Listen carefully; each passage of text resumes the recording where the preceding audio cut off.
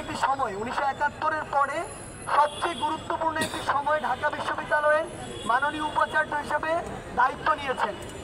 আমরা বিশ্বাস করি পুরো বাংলাদেশে ঢাকা বিশ্ববিদ্যালয় সহ পুরো বাংলাদেশের এই মুহূর্তে ঢাকা বিশ্ববিদ্যালয়ের মাননীয় উপাচার্য স্যারের কাছে প্রত্যাশার যে পারদ সেটি আসলে অনেক বেশি।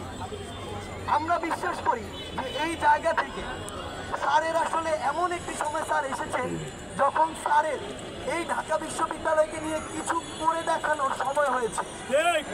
পুরো বাংলাদেশ এই মুহূর্তে পুরো বাংলাদেশ এবং বাংলাদেশের অন্যান্য বিশ্ববিদ্যালয়গুলো সহ শিক্ষা প্রতিষ্ঠানগুলো ঢাকা বিশ্ববিদ্যালয়ের দিকে তাকিয়ে আছে এই মুহূর্তে। তো সেই জায়গা থেকে আবারও 1971 সালের পরে ঢাকা বিশ্ববিদ্যালয় যেভাবে পথ দেখাবে বাংলাদেশ সেভাবে পথ দেখবে।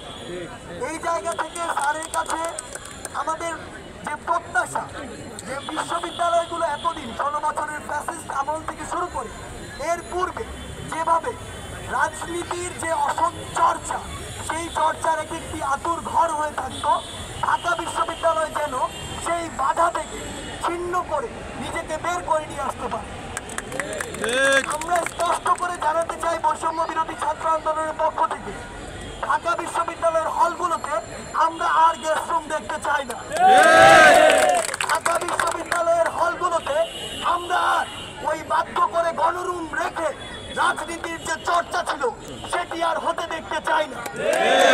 আমরা স্পষ্ট করে বলতে চাই ডিপার্টমেন্টগুলোতে শিক্ষকদের যে একচ্ছত্র স্বেচ্ছাচারিতা থাকে সেটিও আমরা আর দেখতে চাই না। আবার কর্মচারী সমিতি সহ বিভিন্ন সমিতির নাম করে বিশ্ববিদ্যালয়গুলোতে শিক্ষার্থীদের সেবা থেকে অন্য কাজে নিজেকে ব্যস্ত রাখার যে ট্রেডিশন সেগুলো আমরা আর দেখতে চাই না।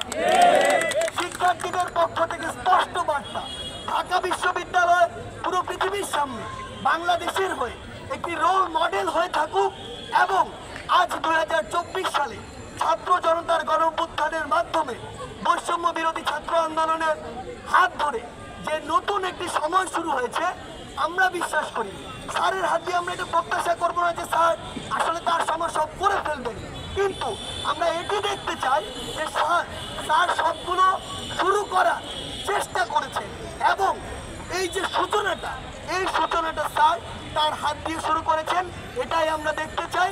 এটা দেখার জন্যই পুরো বাংলাদেশ এই মুহূর্তে স্যারের দিকে তাকিয়ে আছে। ধন্যবাদ।